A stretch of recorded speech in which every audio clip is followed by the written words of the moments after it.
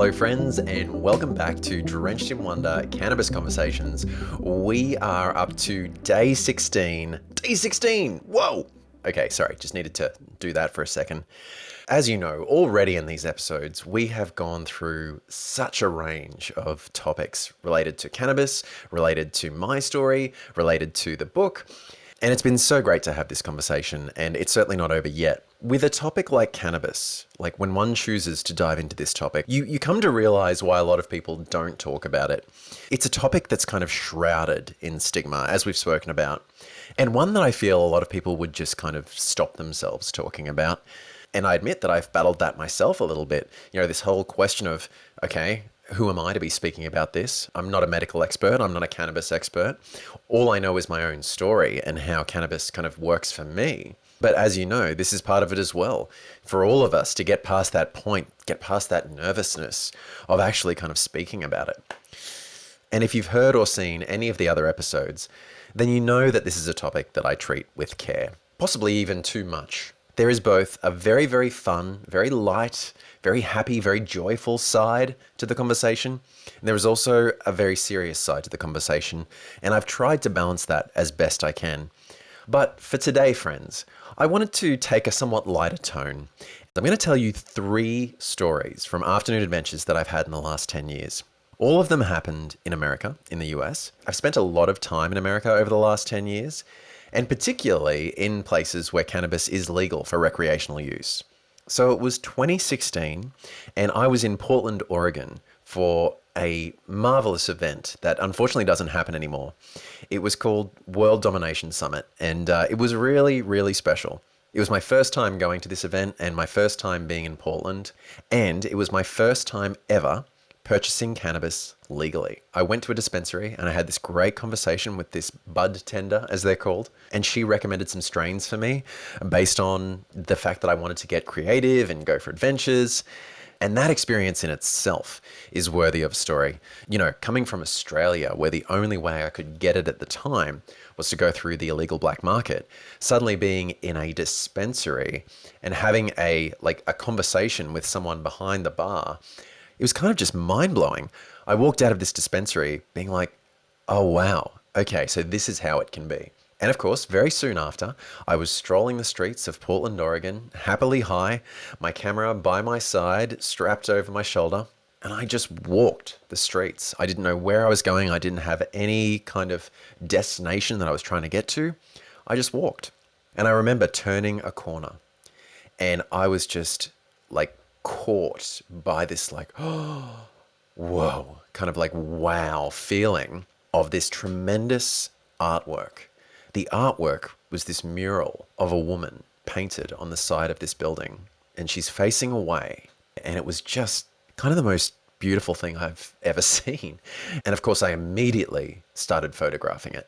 This was like right on sunset time as well. It was like the light was nearly gone from the day, but I still managed to photograph it. And I stopped and I just appreciated this artwork for a time. This is important as well with photography. It's like you don't want to get so into the photography that you forget to, appreciate the moment in front of you. But I did that. And then I just happily moved on, probably heading back towards my accommodation, which was a hostel. I love staying in hostels, by the way, all the different people that you meet and just the vibe, the community vibe of all these international travelers together. It's really special. And I was looking through these photos, just kind of like gobsmacked at this brilliant piece of art. And I realized that I wanted to go back and see this piece of art again, but I'd forgotten to actually look where it is. And of course, I wasn't paying attention to the street names. This was a new city. And it was like, where? And I was like panicking because like, how do I find her? She's like, the mystery girl is somewhere in Portland. I can't very well walk all the streets of Portland, Oregon trying to find her. And I was really concerned for a few moments there because I just had to get back to see her. And then I realized, of course, that there are locals in Portland who know the city somewhat better than I do. And I took the photo and I showed a few people and I said, can anyone tell me where this actually is? And they're like, oh, right, yeah, it's on the corner of 12th and Washington. It's like, oh, thank goodness. The Portland mystery girl has been found.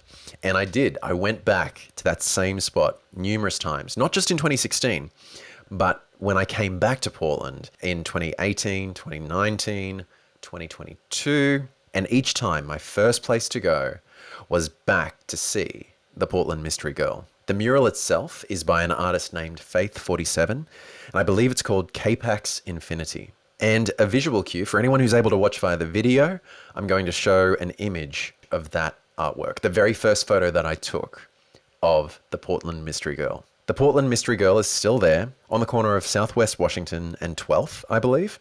But there is now a building in what was the vacant lot right beside her. You can still find her and you can still see her, but she's become somewhat more hidden now. She'll forever be very special, the Portland Mystery Girl.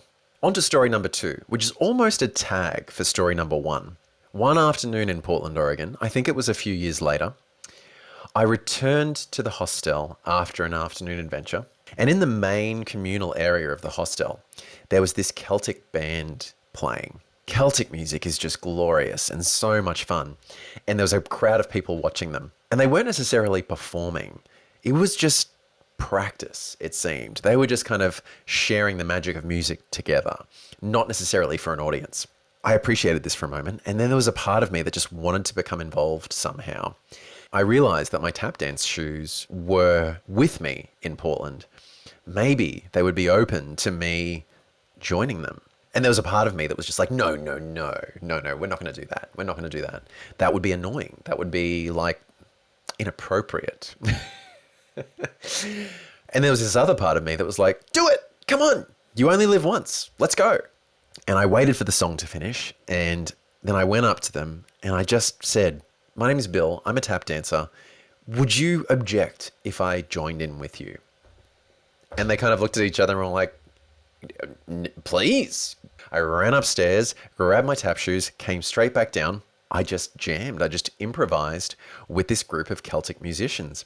And the crowd kind of grew and people were taking videos on their phones. And it was just this beautiful, joyful, spontaneous moment. And of course, I may have done that had I not been under the influence of cannabis at the time.